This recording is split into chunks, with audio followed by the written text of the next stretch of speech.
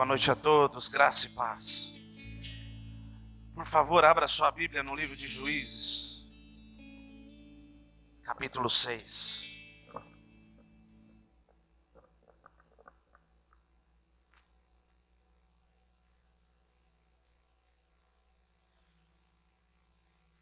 Juízes 6.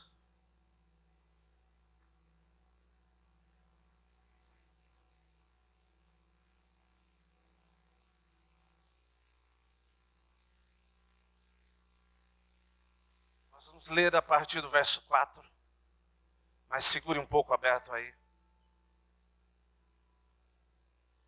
Nós já vamos ler.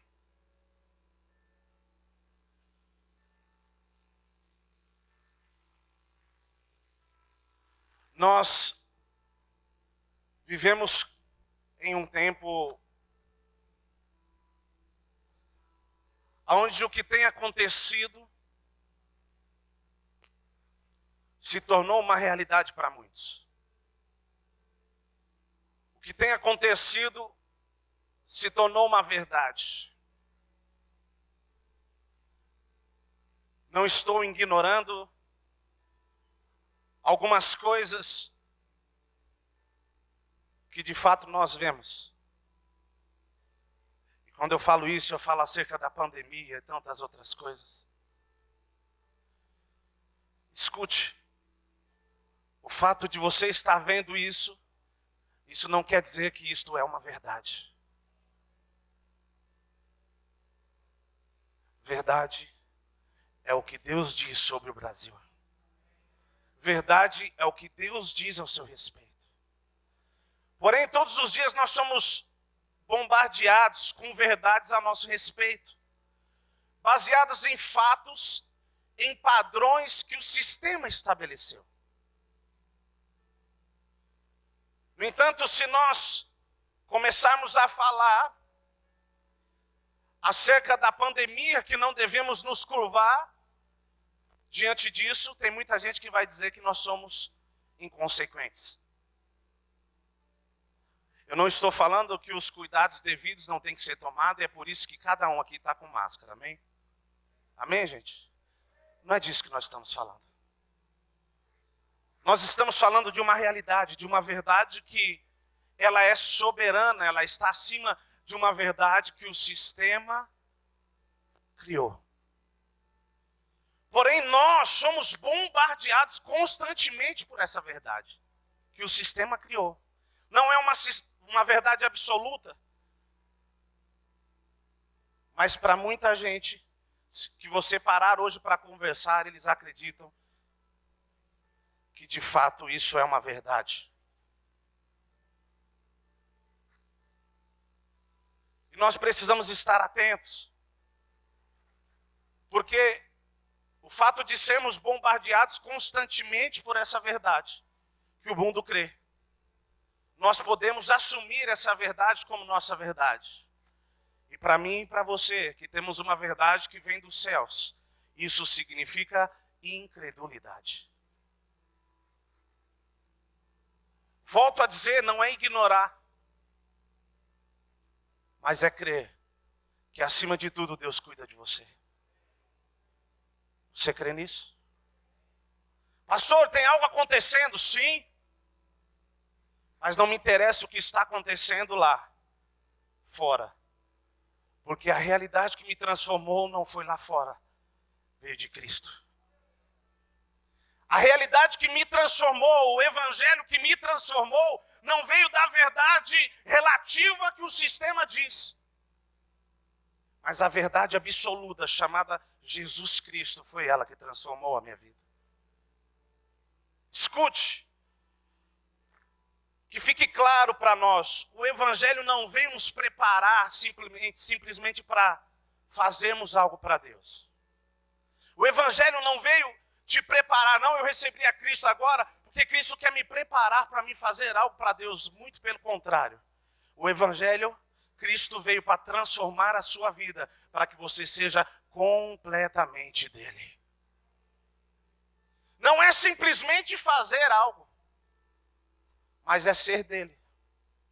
É o que Gálatas diz. Agora não vivo mais eu. O que, gente?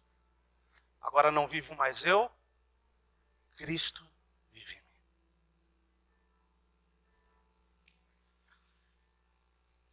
Esta é a realidade do reino dos céus. Essa é a realidade de Cristo para mim e para você. O evangelho que Cristo não está no centro não é um evangelho transformador. Não sei nem se posso chamar de evangelho. Porque onde Cristo entra, algo é mudado. Ou melhor, tudo é mudado. Tudo é mudado. O nosso maior desafio como cristãos é olhar para a Bíblia, olhar para a palavra de Deus e encontrar Cristo de Gênesis a Apocalipse. É possível isso, gente? Sim ou não? Sim ou não? Mas Cristo não nasceu no Novo Testamento? Sim ou não? Sim ou não, gente?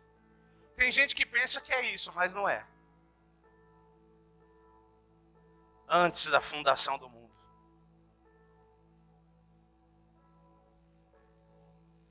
No princípio, ele era o Verbo. O Verbo era Deus, e o Verbo estava com Deus. E ele habitou. Quem é que estava no princípio em Deus? Cristo. Então ele está do início ao fim. De Gênesis a Apocalipse. Então é importante que nós olhemos para a palavra de Deus e possamos encontrar Cristo, seja qual for o texto que nós vamos ler. Porque Cristo se manifesta em toda a Bíblia. A palavra de Deus é o poder manifesto de Cristo. Amém? Vamos ler Gênesis capítulo 6.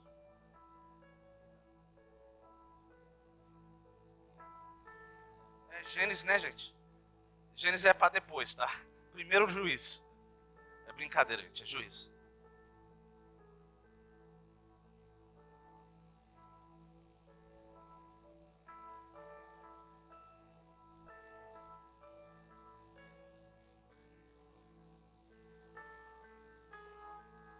Juízes capítulo 6. Diz assim: Assim, Israel ficou muito debilitado com a presença dos midianitas. Então os filhos de Israel clamaram ao Senhor. Quando os filhos de Israel clamaram ao Senhor por causa dos midianitas, o Senhor lhes enviou um profeta que lhes disse: Assim diz o Senhor, Deus de Israel: Eu tirei vocês do Egito, da casa da servidão. Verso 9. Eu os livrei das mãos dos egípcios e das mãos de todos os opressores. Eu os expulsei e dei vocês a terra deles. Verso 10. E disse: Eu sou o Senhor, o Deus de vocês. Não adorem os deuses dos amorreus, em cuja terra vocês estão morando. Mas vocês não deram ouvidos à minha voz.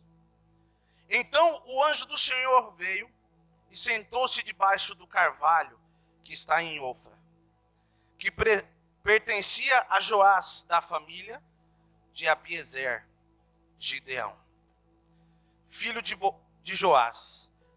Gideão, filho de Joás, estava malhando o trigo no lagar para o pôr a salvo dos midianitas. Então o anjo do Senhor lhe apareceu e lhe disse: O Senhor está com você, homem valente. Verso 13. Gideão respondeu: Ah, meu Senhor, se o Senhor Deus está conosco, por que nos aconteceu tudo isso? E onde está todas as suas maravilhas que os nossos pais nos contaram? Eles disseram: o Senhor nos tirou do Egito, porém agora o Senhor nos abandonou e nos entregou nas mãos dos midianitas. Verso 14. Então o Senhor se virou para Gideão e disse: vá nessa força que você tem, e livre Israel das mãos dos midianitas. Não é verdade que eu estou enviando você? Verso 15. Ah, meu Senhor, como livrarei Israel? E eis que a minha família é a mais pobre em Manassés, e eu sou o menor na casa de meu pai.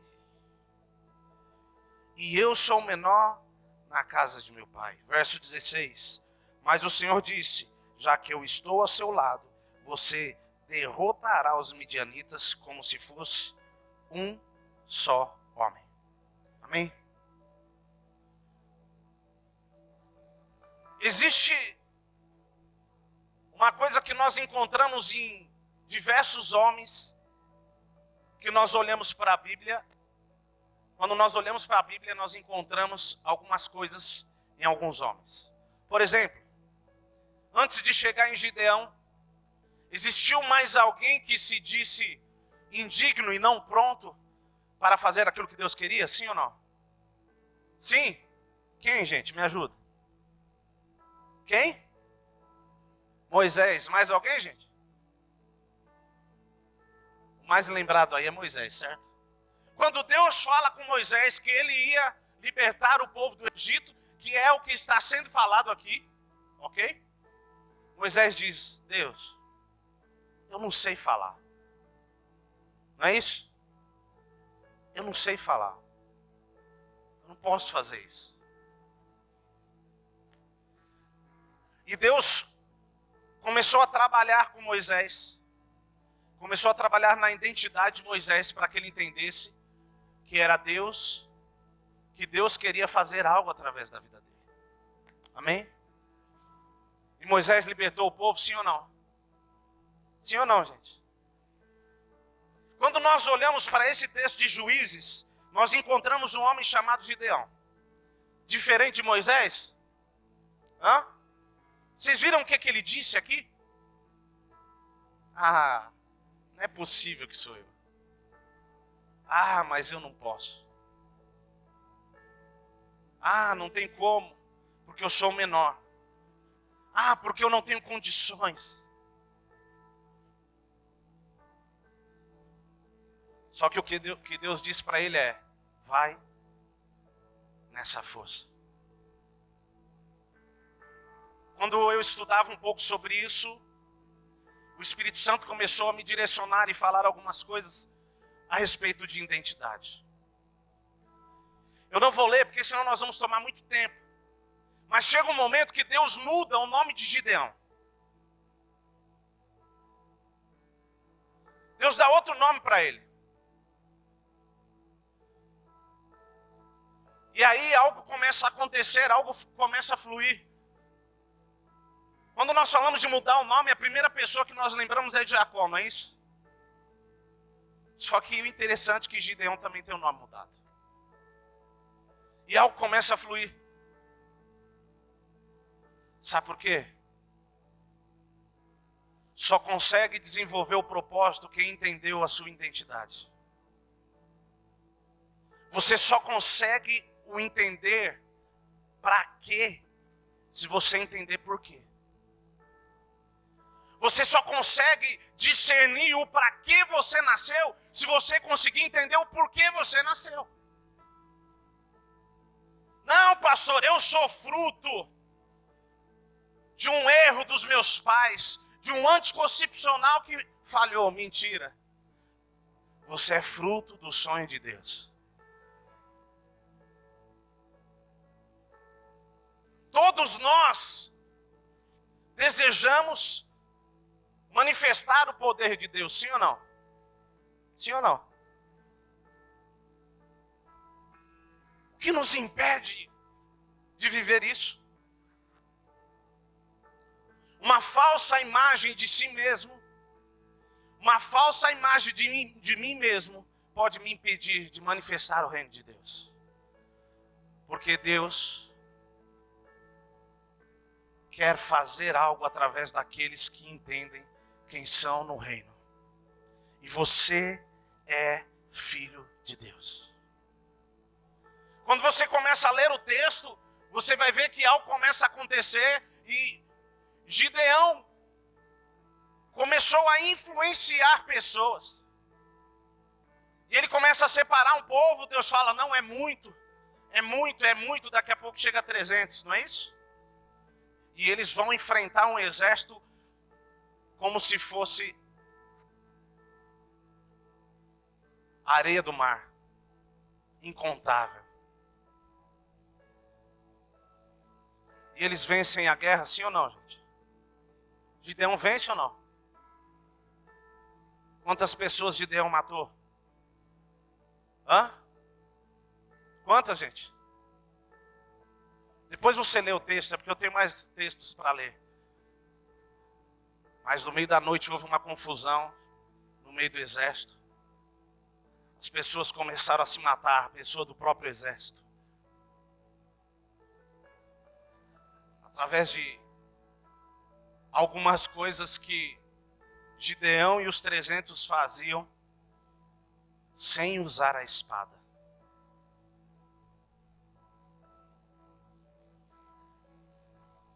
Quando nós conseguimos entender o para que nós somos chamados, quando a nossa identidade é despertada, nós entendemos essa realidade.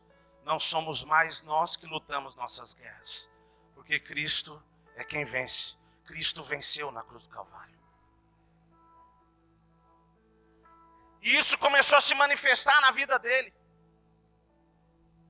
E foi por isso que ele desenvolveu algumas coisas, porque ele conseguiu entender que Deus queria fazer algo através dele.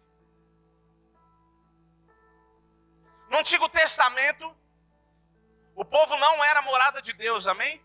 Eles eram manifestação, eles eram fruto. O que eles faziam para Deus era fruto de uma manifestação. Através de Cristo, nós nos tornamos morada do Espírito, amém? Então preste atenção no que eu quero que você entenda. No Antigo Testamento, o povo tinha que ser convencido, eles tinham que acreditar que poderiam ser usados por Deus. E eles tinham que permitir com que isso fosse a verdade deles. A mim e a você foi nos dado algo a mais. Você precisa entender que Deus não quer fazer algo através de você. Ele quer ser Ele através de você. Tudo que Cristo quer é manifestar a realidade que foi colocada dentro de mim e de você. Se nós nos tornamos morada, se você é morada do Espírito, Cristo está em você. Quando você nasce de novo ao receber a Cristo, Ele faz morada. Quantos aqui receberam a Cristo? Quantos nasceram de novo? Cristo está em você. Pastor, e por que algumas coisas não acontecem? Porque nós precisamos assumir a nova identidade que recebemos partindo de Cristo. Foi te dado um novo nome. Sabe o que é interessante? Deus te deu um novo nome. E agora Deus olha para o Robson e ele diz: Robson, pastor, mas esse é o nome dele, mas acrescentou mais um agora. Robson, filho de Deus.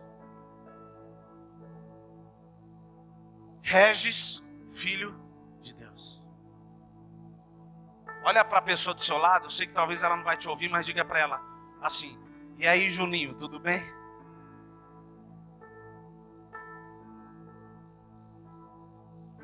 Não é assim que chamam quando é filho? Quando é filho, o pessoal fala Júnior. Não é? Escute, você é filho de Deus e esse é o novo nome que nós recebemos. Diante de Deus, você é reconhecido como filho. E essa é a nova identidade que nós recebemos. Quando Deus olha para mim e para você, se Ele encontrar essa realidade, não existe o porquê o poder de Deus não se manifestar. Porque esse é o caminho. Abra sua Bíblia em Gênesis 27.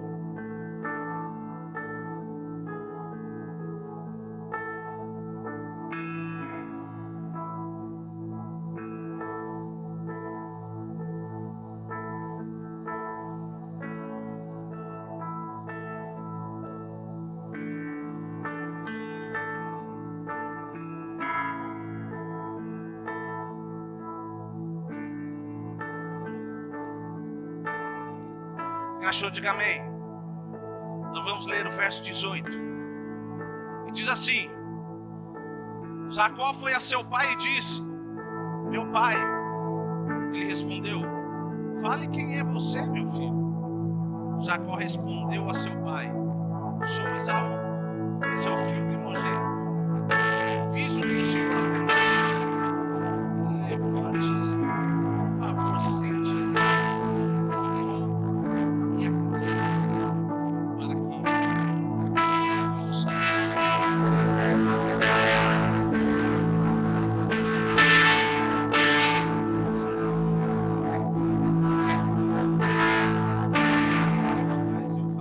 Sobre esse texto também.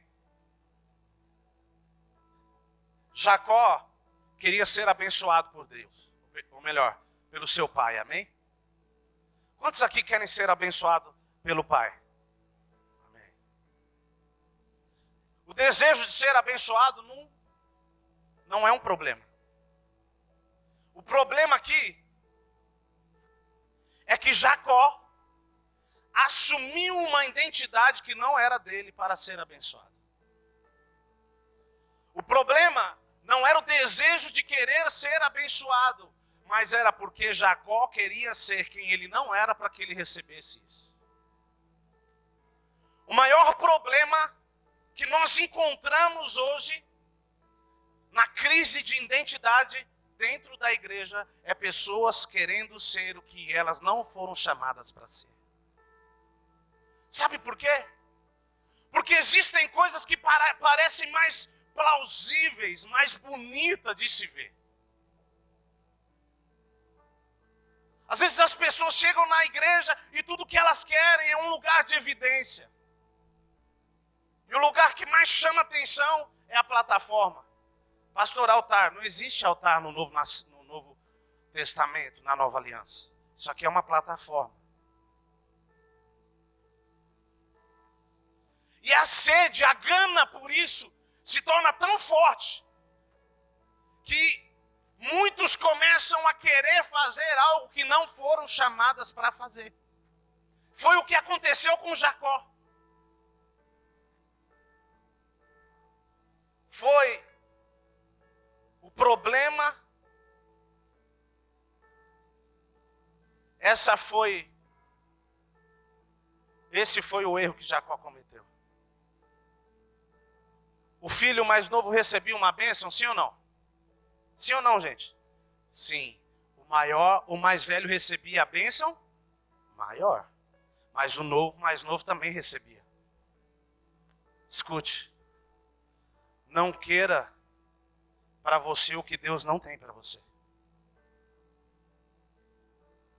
Porque o que Deus tem para você é suficiente. O que Deus tem para você é suficiente. Algumas vezes eu tenho conversado com o pastor Ricardo sobre isso, e eu tenho falado um pouco acerca disso. A igreja se perdeu nisso de uma forma grotesca. Eu digo a igreja na terra, de uma forma geral. A pessoa fala bem, tem eloquência no falar, aí as pessoas vão lá e falam, ele precisa receber um título. Que título que ele recebe, gente? O que, gente? Tem que ungir a pastor. Mas às vezes a pessoa não é pastor. Às vezes ele é um evangelista. Às vezes ele é um profeta. Mas pastor é mais bonito. Escute, não se engane. Você só vai ser feliz naquilo que Deus te chamou para fazer. Não queira ser o que você não foi chamado. E o que eu tenho falado com o pastor é exatamente isso. Unções serem liberadas partindo daquilo que as pessoas são. Se é profeta, vai ser ungida profeta. Se é evangelista, vai ser ungida evangelista. Porque às vezes a pessoa é ungida pastor, mas não ama estar com as ovelhas. Aí todo mundo fala, que pastor é esse? É que deram um título que não era dele. Aquilo que você é chamado para fazer, aquilo que Deus colocou no seu coração, existe prazer em fazer e não é peso.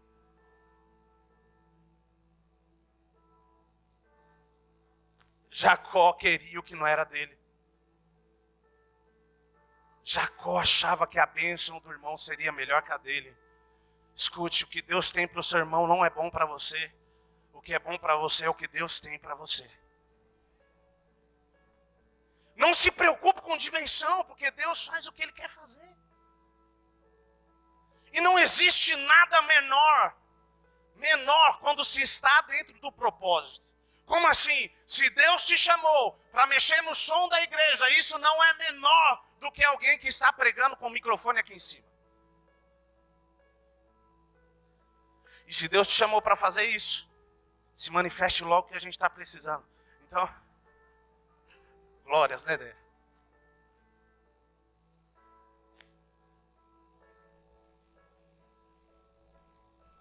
Mas pastor, o cara fica lá dentro. Você vai se sentir completo fazendo aquilo que Deus te chamou para fazer. O problema da igreja é a identidade. Primeiro, por não entender quem somos em Cristo. E o segundo, pelo fato de não entender quem somos em Cristo, não sabemos o que fomos chamados para fazer. Escute, eu profetizo. E eu creio em profecias que foram liberadas. Que essa igreja vai exercer diversos ministérios, partindo da verdade que Deus liberou a você. Pessoas têm o desejo de ir para a favela, vá para a favela, leve Cristo lá. Comunidade, tá, gente? Perdão. Pastor, eu tenho chamado de entregar comida para os moradores de rua. Ide. Pastor, eu tenho chamado para discipular as pessoas. Ide.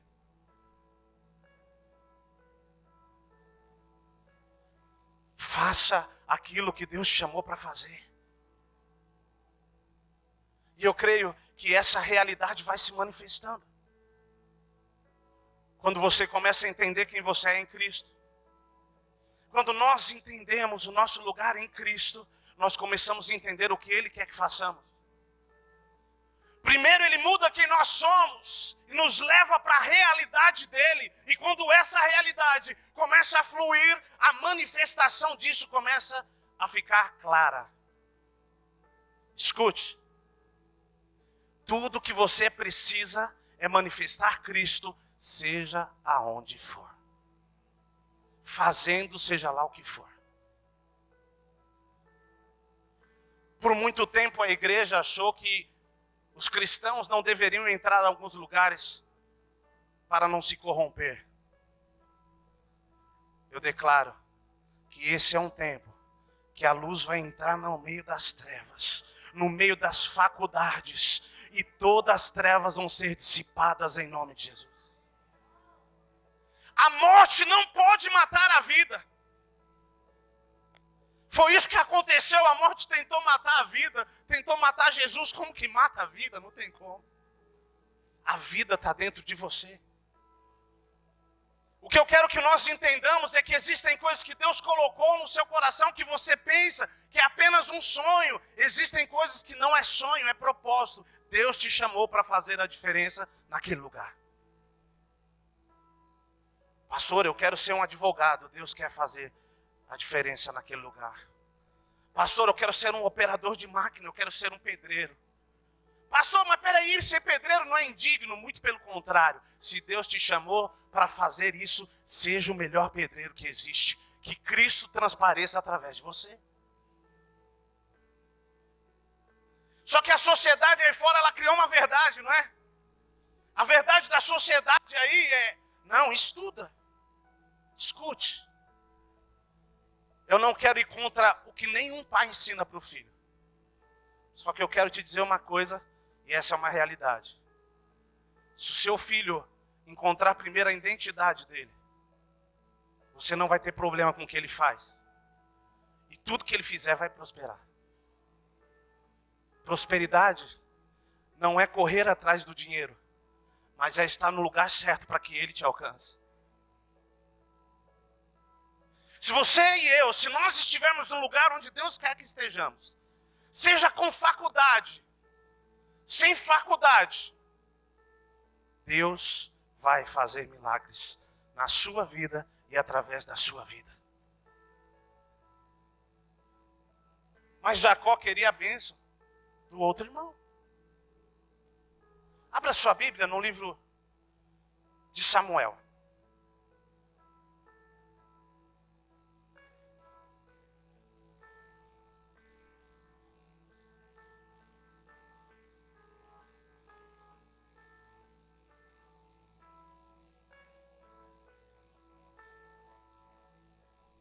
Samuel, capítulo 16.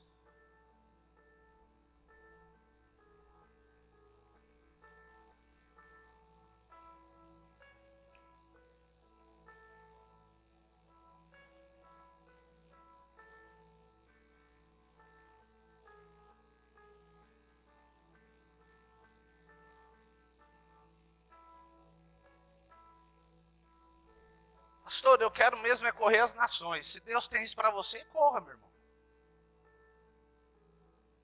Só que Deus quiser que você corra dentro de Carapicuíba, corra também. Pastor, quem corre as nações é maior do que quem corre em Carapicuíba? Não. Tudo que precisamos fazer é aquilo que Ele nos chamou. 1 Samuel, capítulo 16, verso 11. E perguntou a Jessé: esses são todos os seus filhos? Jessé respondeu: ainda falta um, o mais moço. Ele está a apacentar as ovelhas. Então Samuel disse a Jessé: manda chamá-lo, pois não nos sentaremos à mesa sem que ele venha. Nós já vamos continuar lendo, mas vamos dar uma pausa aqui. Deus fala para Samuel: e aí? Vai continuar aceitando o que o povo escolheu? Vai atrás de um novo rei. E Samuel vai até a casa de Jessé e chega lá, Jessé mostra os filhos dele todinhos. E Deus fala para Samuel: não é esse, não é esse, não é esse. Escute, sabe por que foram mostrados outros filhos? Porque de acordo com um padrão estabelecido na época, um padrão humano, eles eram aprovados. Só que Deus estava dizendo: não é o padrão natural que eu estou procurando. Eu estou chamando alguém que é meio doido, que está disposto a enfrentar os leões, os lobos, para guardar aquilo que eu dei para ele. Sabe por que Davi não ia ser chamado? Porque Davi era ruivo. Pastor, e qual o problema? Se entendia, o judeu entendia, tinha uma tradição, que todos aqueles que eram ruivos faziam parte da linhagem de Adão. Acreditavam que Adão era ruivo porque ele foi tirado do pó da terra. Resumindo, quem era ruivo naquela época era tido como alguém maldito. Deixa eu te falar uma coisa. Não importa se você não corresponde aos padrões que a igreja ou o mundo estabeleceu. Só esteja onde Deus quer que você esteja, porque Ele manda te chamar lá.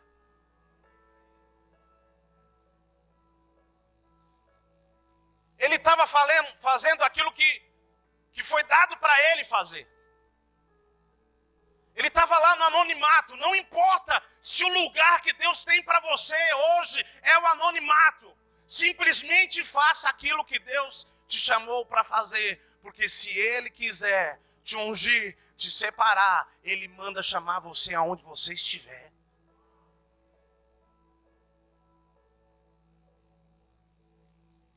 Pastor, eu tenho que fazer alguns contatos, conexões, não é assim?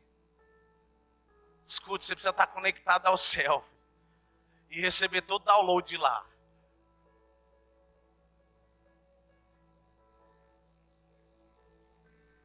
A realidade que Cristo tem para mim e para você não está fundamentado num padrão humano ou um sistema religioso, mas sim numa verdade que Ele estabeleceu de quem você é nele.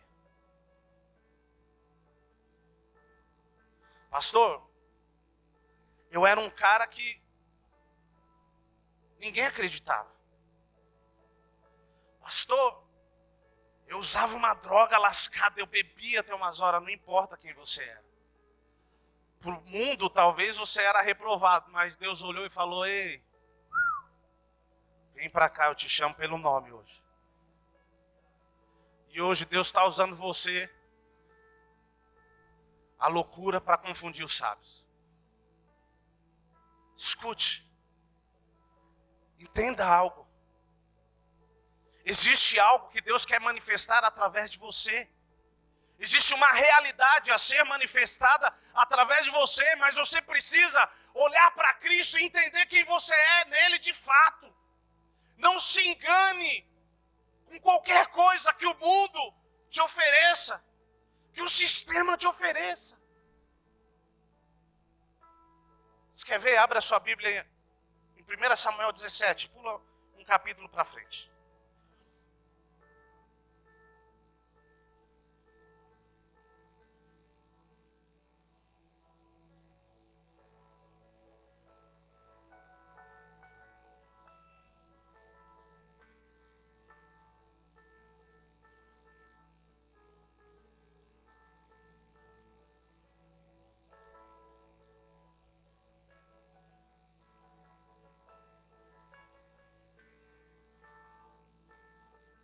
Verso 28.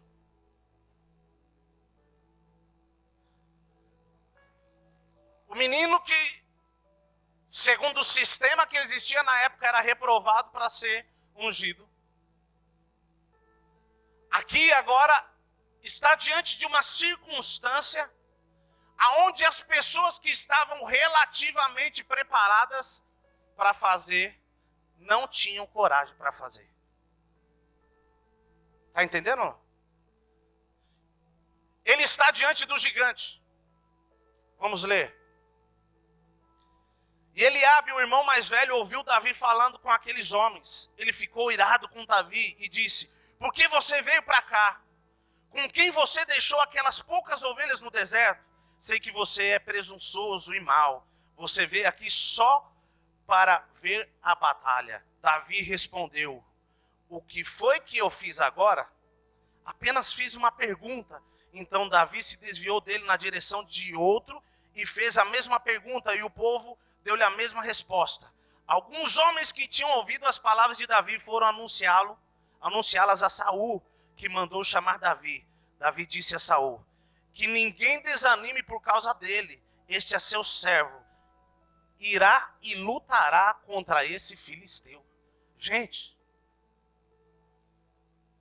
um menino pequeno, comparado ao gigante, decidiu enfrentar o gigante. Por que eu disse que um monte de gente estava preparado ali? Se você for ler todo o contexto, você vai ver que todo o exército de Saul se negou a enfrentar Golias. Quem tinha sido preparado para enfrentar Golias se negou. Pastor, o que isso tem a ver? Preste atenção no que eu vou dizer, porque eu creio que isso é profético. Esse é o tempo dos improváveis, em quem ninguém acreditava. Porque muitos que foram preparados decidiram não lutar essa guerra.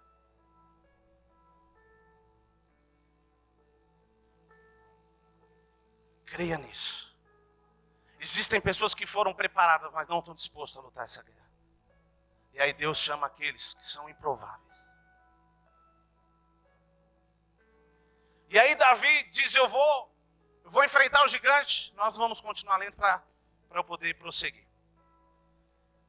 E aí o que acontece? Saul, que era o rei na época, decidiu dar a armadura dele para Davi. Sim ou não, gente? Foi isso? Eu creio que todo mundo aqui lê a Bíblia todo dia, amém? Já leu esse versículo, esse capítulo umas 20 vezes, amém? Amém. Ele pegou a armadura de Saul e colocou.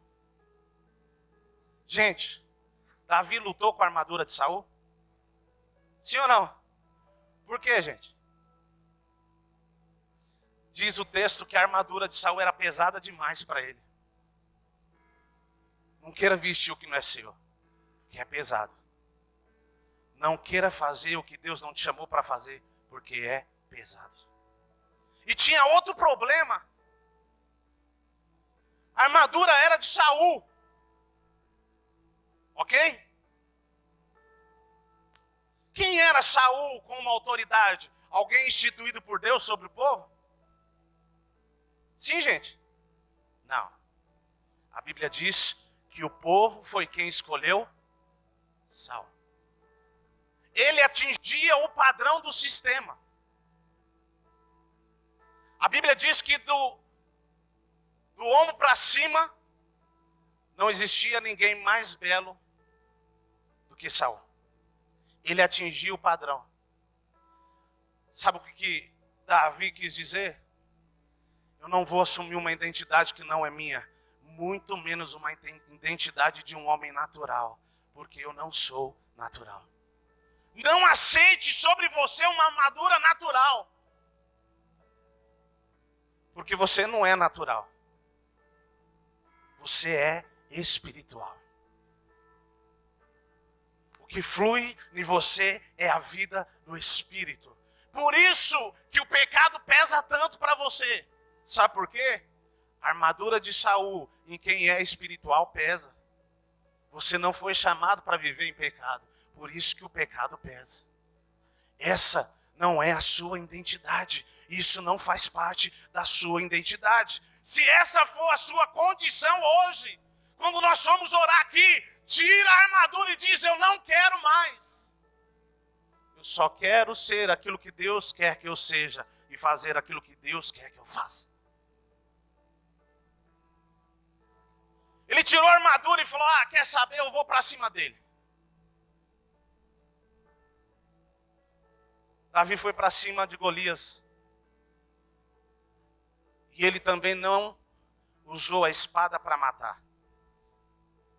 Depois ele tira a cabeça de Golias, mas ele não usou a espada para matar.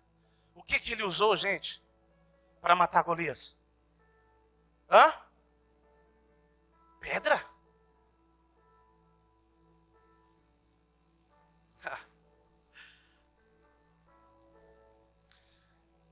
1 Samuel 17, 31.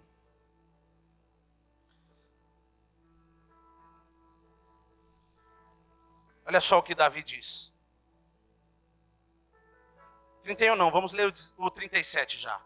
O Senhor me livrou das garras do leão e das garras do urso, e me livrará das mãos desse filisteu. Então Saul disse a Davi: vá, que o Senhor esteja com você. Aí, ó. Ele já despertou em Saul, mas porque ele era convicto de quem ele era. Vamos lá. 38. Saul vestiu Davi com a sua própria armadura, pôs um capacete de bronze na cabeça dele e o vestiu com uma couraça. Amém? Eu queria que vocês lessem para a gente identificar aí onde estava. Agora vamos para o 49.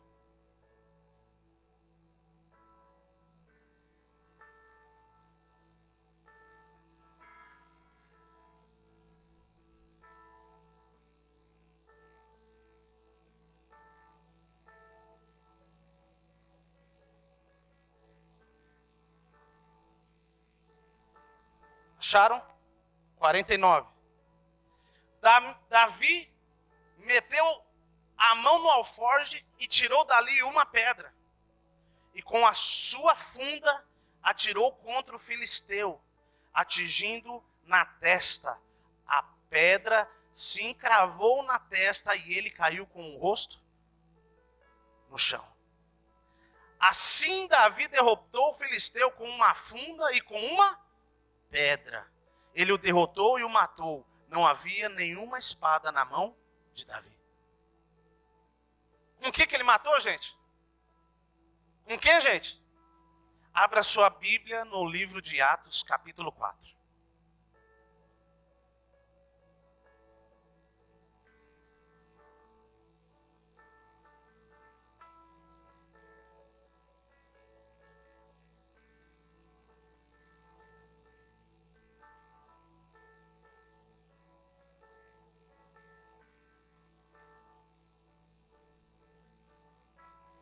Atos capítulo 4. Nós vamos ler o verso 11.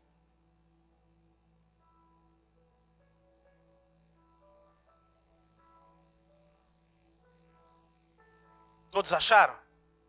Quem achou, diga amém. Quem não achou, diga eu estou procurando. Glória a Deus. Eita povo bom de Bíblia. Vamos lá. Capítulo 4, verso 11 de Atos diz assim: Este Jesus é a pedra que vocês, os construtores, rejeitaram, mas ele veio para ser a pedra angular. Pastor, o que tem a ver isso com aquilo?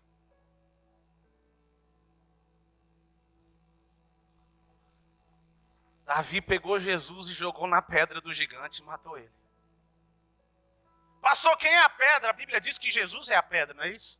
Com o que Davi matou Golias? Com uma?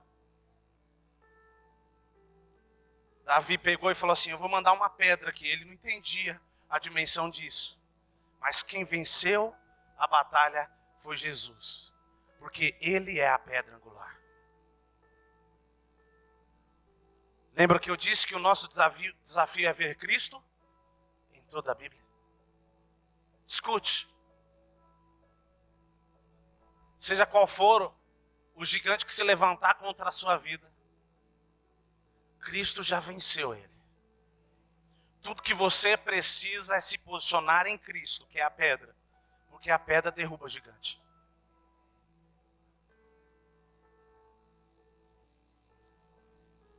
Tudo que nós precisamos é reconhecer quem nós somos nele. Se nós estivermos em Cristo, ele não vai fazer algo, ele já fez algo. E nós devemos nos apropriar disso.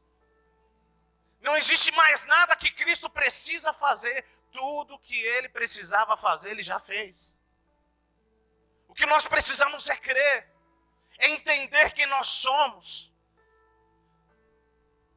E parar de buscar ser aquilo que não somos. Abra sua Bíblia no livro de Filipenses, nós já estamos encerrando.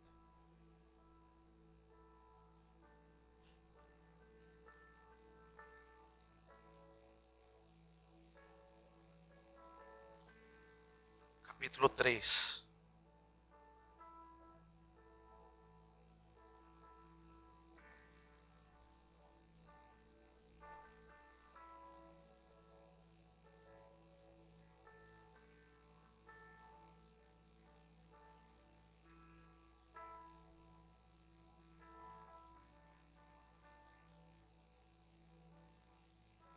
Sabe o que é interessante, gente? Às vezes você se pergunta assim, pastor, mas onde eu vou encontrar minha identidade? O Espírito Santo me fez lembrar de algo agora. Você lendo o texto, você vai ver que Davi foi buscar as pedras num rio, ok? Pegou 5 pedras num rio. Pastor, o que isso tem a ver? Você encontra a sua identidade e o que vai te fazer, de fato, viver em vitória, num rio chamado presença de Deus. Quando você for lá buscar ele, você vai encontrar a sua identidade. Você vai encontrar de fato quem pode te livrar.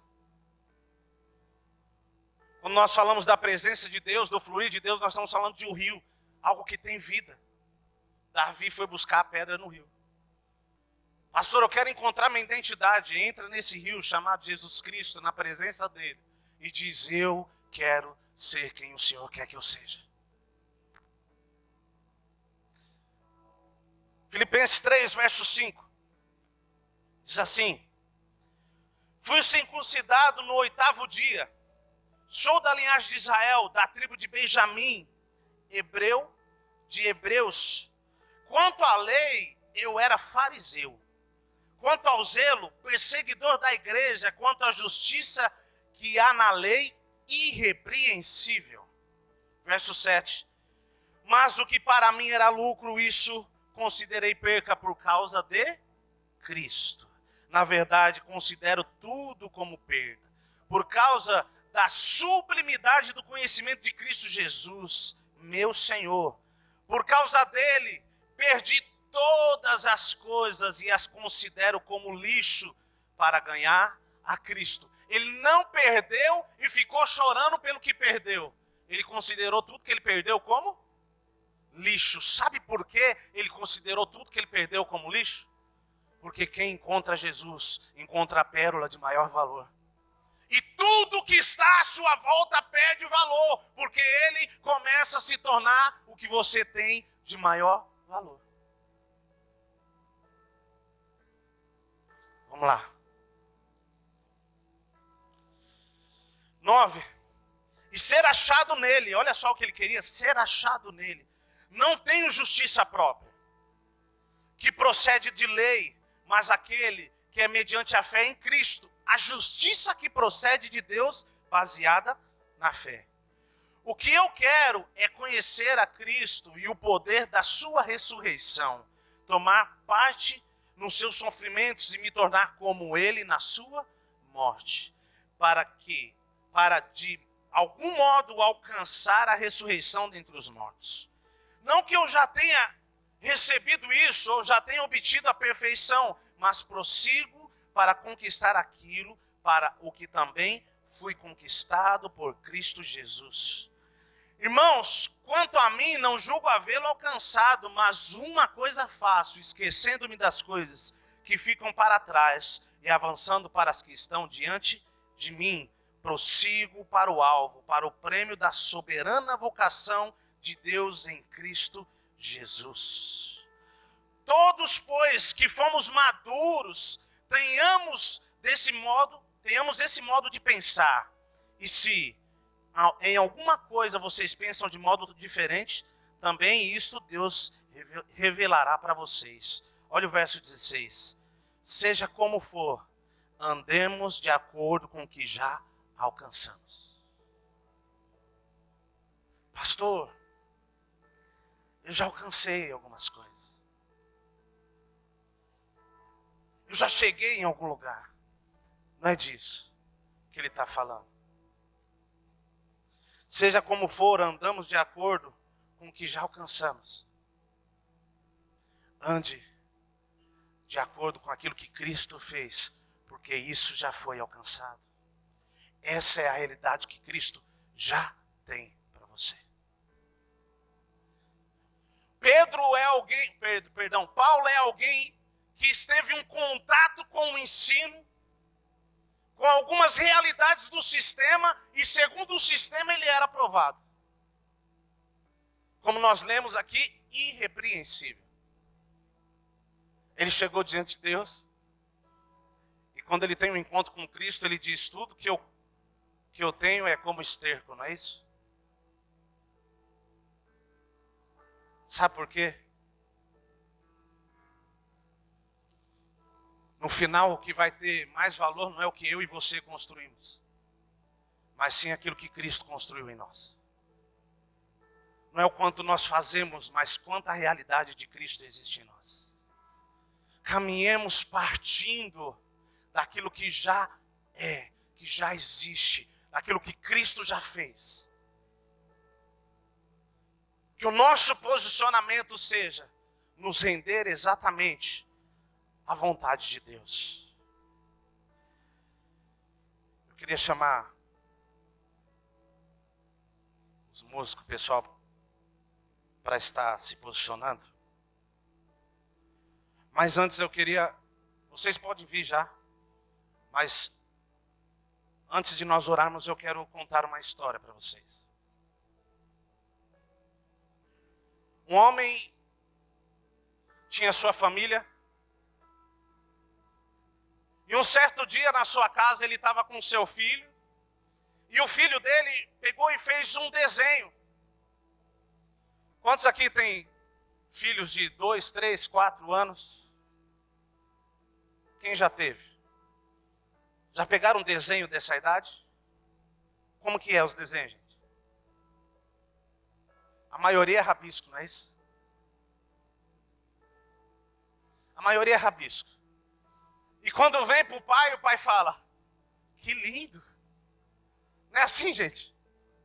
Às vezes quem não é pai olha do lado e fala, rapaz. Mas o filho vem e mostra para o pai o desenho tudo rabiscado. E o pai fala, nossa, que desenho lindo, meu filho. Pega todo aquele rabisco e faz um quadro com aquele rabisco. Ele só tinha esse filho. Um certo dia, a mãe do menino e o filho se envolvem em um acidente e os dois morrem. E passando algum tempo, esse homem envelheceu sozinho. Ele não tinha com quem dividir os seus bens. E ele pediu para que, quando ele morresse, fosse feito um leilão de todos os bens que ele tinha. Ele era um homem bilionário. Muita casa, muito carro, fazenda, ele tinha muita coisa. E ele pediu para fazer um leilão de tudo que ele tinha. E ele faleceu e foi ser feito esse leilão. O mordomo dele, de extrema confiança, era responsável por esse leilão. E o homem pediu que o leilão começasse com um quadro que o filho dele tinha pintado para ele. E aí, começou-se o leilão. Quem quer? E o povo olhava aquele quadro e falava, meu Deus, o que é isso? Só que o povo queria o que ia vir depois, as casas, os carros. Então uma pessoa lá no meio lá falou assim, eu dou 50. O outro, eu dou 100. Tinha uma pessoa no meio daquelas pessoas que estavam participando do leilão, que foi convidada só, estava sem recursos, com pouco recurso, não tinha ido para isso, só tinha ido acompanhar uma pessoa. Ele olhou e viu algo no quadro, ele falou, eu dou 150.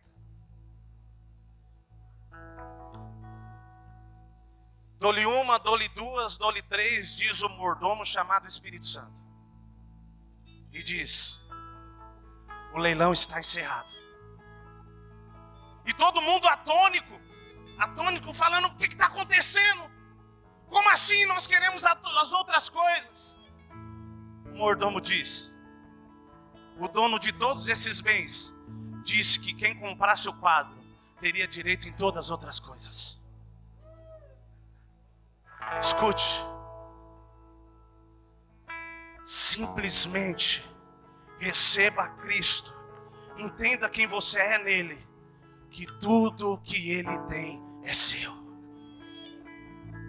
Tudo que Cristo tem é seu. Tudo que ele tem é seu. Tudo que você precisa é dizer, Jesus, eu quero fazer o que o Senhor quer que eu faça. Eu quero ser quem o Senhor quer que eu seja. Se coloque de pé.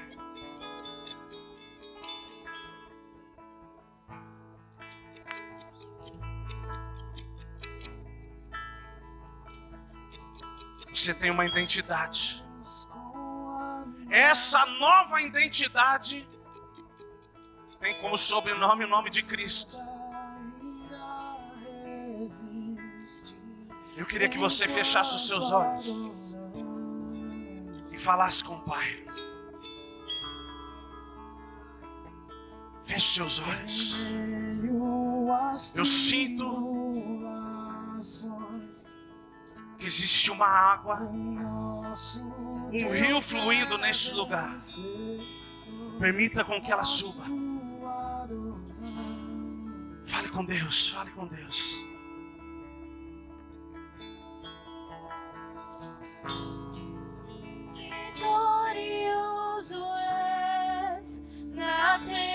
tempestade estás, teu nome infalível é, os reinos reinam, teu trono acima está, teu nome imutável é. O inferno não prevalecer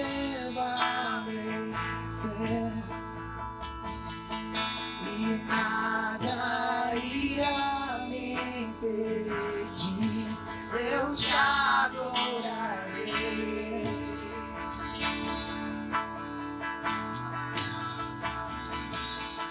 Muralhas vão estremecer,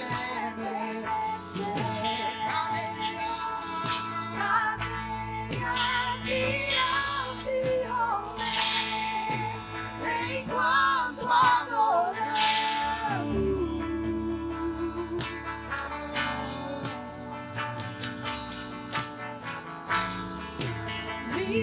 Vitorioso és, na tempestade está,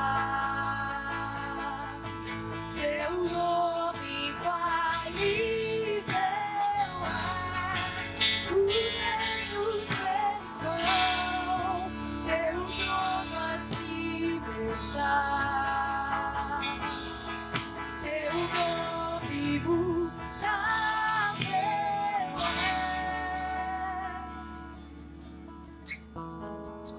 Abra sua boca e fale com Deus agora. Decida se despir de uma identidade que você assumiu e não é sua. Decida se despir de alguém que você se tornou, que você sabe que Deus não quer que você seja. Talvez em busca de aprovações de quem estão à sua volta. Talvez em busca de ser conhecido. Seja qual for o motivo que você assumiu essa identidade que não é sua, faça como Davi, tira hoje essa armadura e diga: eu não quero, porque isso é pesado. Pois o que Jesus tem para você é seu fardo que é leve. O que Jesus tem para você é leve, é leve. Pastor, eu não estou conseguindo caminhar. Eu estou me sentindo amarrado, preso. Sinta-se livre ao encontrar a sua identidade. Cristo te chamou e existe algo que Ele quer fazer através de você. Só primeiro, Ele quer que você saiba quem você é. Você não é um pecador. Você não é um mentiroso. Você não é um enganador. Você é filho de Deus. Você é luz em meio às trevas. Você é o tempero, é o sal em meio a um sistema. Cristo está te chamando. Deus está te chamando. Talvez como o improvável, como alguém que ninguém acreditava. Talvez você não atinja os padrões dos religiosos. Talvez pessoas olham para você e digam: como assim? Não importa se você não atinge os padrões religiosos. Foi você quem Deus chamou. Através da cruz Ele te chamou. Pare de se sentir pequeno ou menor na casa de seu pai. Porque Cristo em vós é a esperança de glória na terra. Cristo em vós. Abra mão do seu conhecimento. Abra mão do que você acha. Abra mão de uma identidade enganosa e decida hoje fazer o que Deus quer que você faça. Eu queria que você fizesse uma oração se entregando hoje a Deus e falando: Pai, eu vou até o rio. Eu vou até o rio encontrar a pedra. Jesus Cristo que me faz vencer as minhas guerras.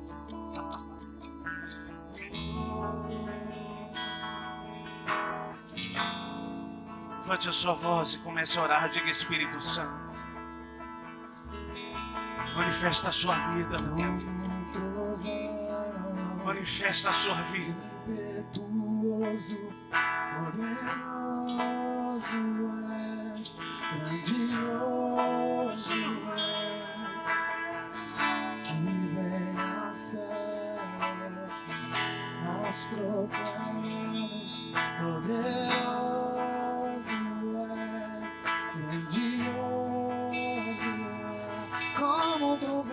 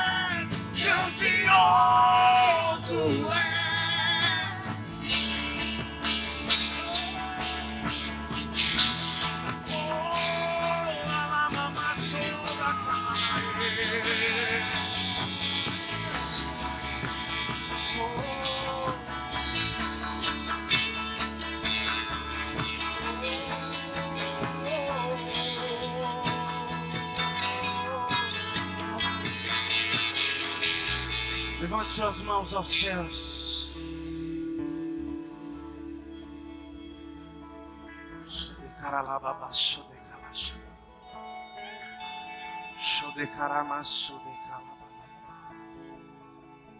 Feche os seus olhos. Senhor, eu declaro ministérios sendo despertados nessa noite. Ministério profético queimando agora no coração do profeta. Queima espírito, queima espírito. Eu declaro um ministério evangelístico queimando agora no coração do evangelista.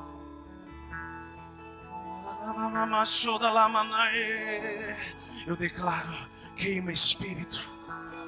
Queima espírito. Eu declaro agora o ministério de mestre queimando agora no coração dos mestres.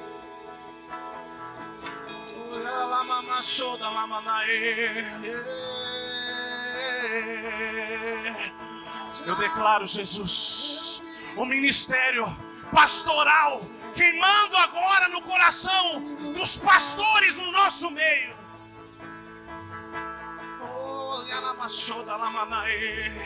Queima, Jesus, no coração daquele que foi chamado ao apostolado. Em nome de Jesus Cristo eu declaro, Jesus, eu declaro a sua vida fluindo, queima no coração de cada um. E acima de tudo, ó Pai, nos faz entender que somos filhos, faz-nos queimar e arder por Ti. Espírito Santo,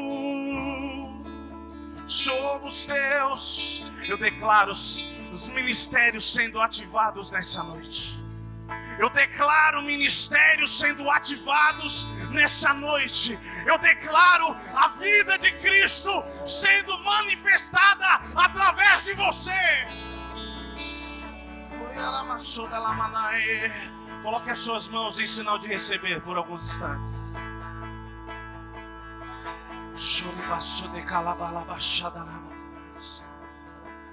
Faz queimar, ó Pai. Faz queimar a mão dos seus filhos agora. Não simplesmente, espiritualmente falando, que esse seja um dos sinais. Toca agora a mão de cada um. Toca agora, Espírito Santo. Faz queimar agora. Faz queimar, que esse seja um dos sinais. Que ao colocar a mão sobre o enfermo, ele será curado. Aonde você colocar as suas mãos, aquele lugar será bendito. Aquela pessoa será liberta. A cura há de se manifestar através da sua vida, porque essa verdade já está em você.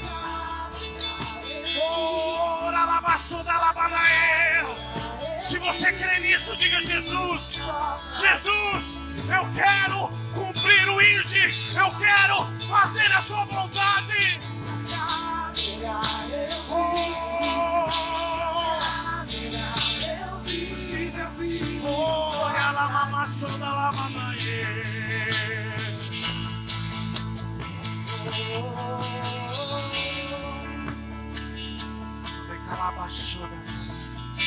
Santo Deus, eu te agradeço, Jesus, porque em Ti nós somos mais que vencedores. Eu te agradeço porque o Senhor confiaste a nós continuar o que o Senhor começou. Nós somos a extensão do ministério de Cristo. E esse é o privilégio que a nós foi dado pela graça. A nós foi dado o privilégio pela graça, e em Ti nós somos justificados. Através da cruz do Calvário nós somos justificados. Quando em nós não era encontrado justiça, o Senhor se tornou a nossa justiça. Nós te agradecemos. Nós te agradecemos e queremos dizer: eis-nos aqui. Faça o que o Senhor quiser, como o Senhor quiser, aonde o Senhor quiser. A tua presença,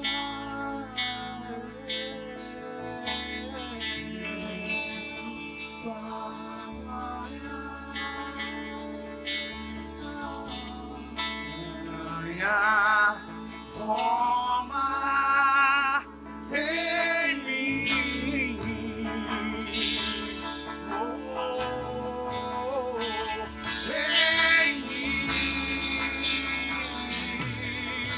em mim,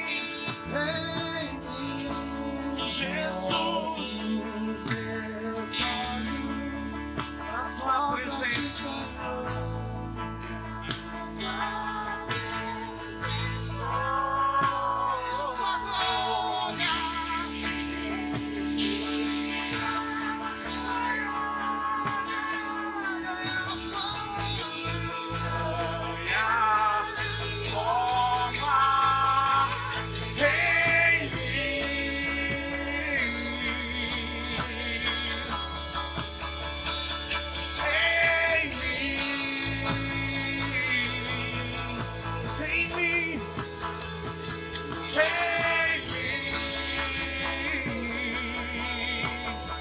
Jesus,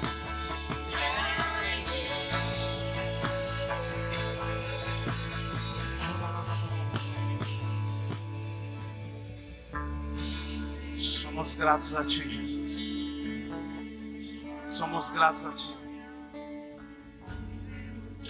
Vamos cantar esse trecho antes de nós encerrarmos. Vem derramar a glória,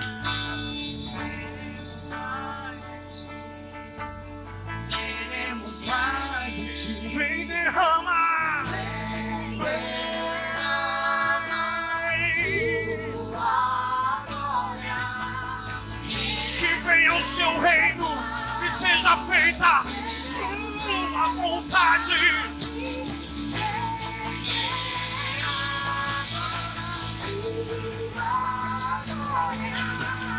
Queremos mais de Ti, queremos mais de Ti. Vem derramar,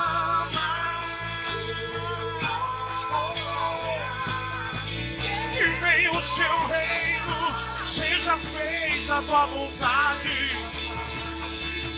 Vem derramar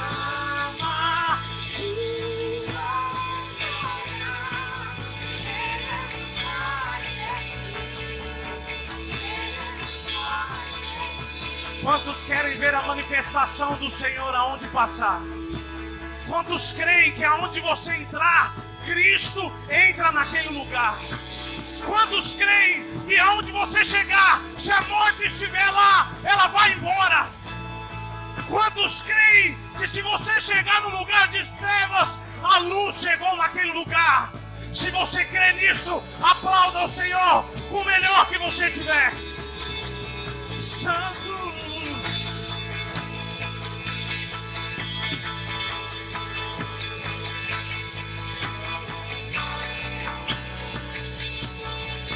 Aleluia!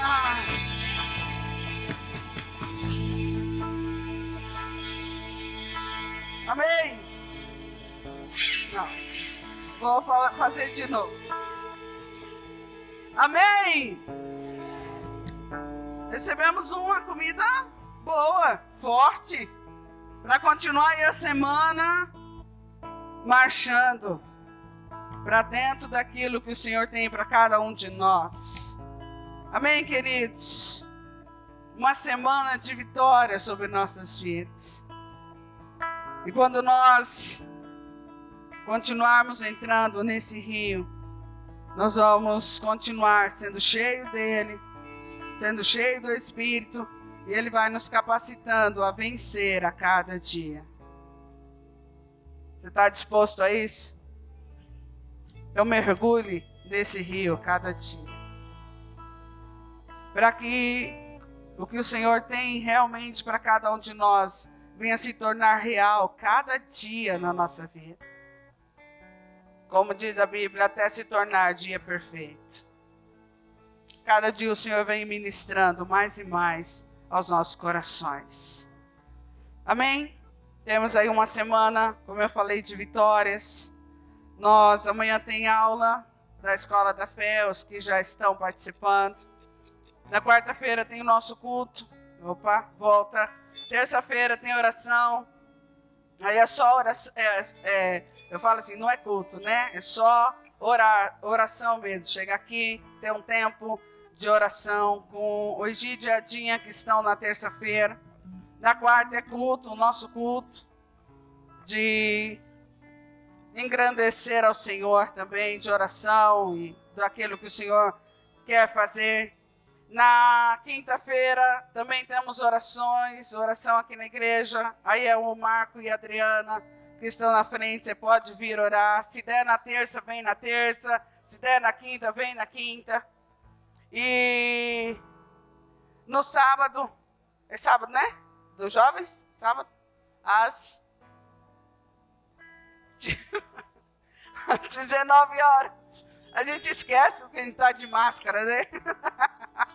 No sábado, às 19 horas, vai ter um culto com a rede de jovens aqui na igreja. Com certeza, como sempre é, vai ser sobrenatural. E no domingo, nosso culto às 18h30. E como o pastor falou na semana passada, nos dias 4, 5 e 6, ou 5, 6 e 7. É um desses aí, só que é sexta, sábado e domingo. 5, 6 e 7. Nós vamos ter aqui a noite com o Espírito Santo, a noite do Espírito Santo. Aonde essa palavra se encaixa perfeitamente, onde Deus vai estar, o Espírito vai estar liberando dons e ministérios, e onde vai ser ativado tudo isso que nós já estamos buscando no Senhor. Então, nesses dias, na sexta vai ser às 20 horas, no sábado 19h30 e no domingo às 18h30. Amém? Que Deus abençoe você. Vamos agradecer ao Senhor. O pastor está lá em São José do Rio Preto, mas amanhã ele já está de volta. Ergue suas mãos. Nós começamos agradecendo, vamos terminar agradecendo. Nós começamos ouvindo de um coração grato ao Senhor. Vamos terminar com esse coração ainda mais grato ainda, pelo que Ele ministrou sobre nós nessa noite. Pai, em nome de Jesus, nós engrandecemos ao Teu nome, exaltamos ao Teu nome. Tu és santo, Tu és poderoso. Obrigada, Senhor, por todas as coisas, pela tua palavra que tem sido ministrada aos nossos corações, algo vindo do seu coração a nós.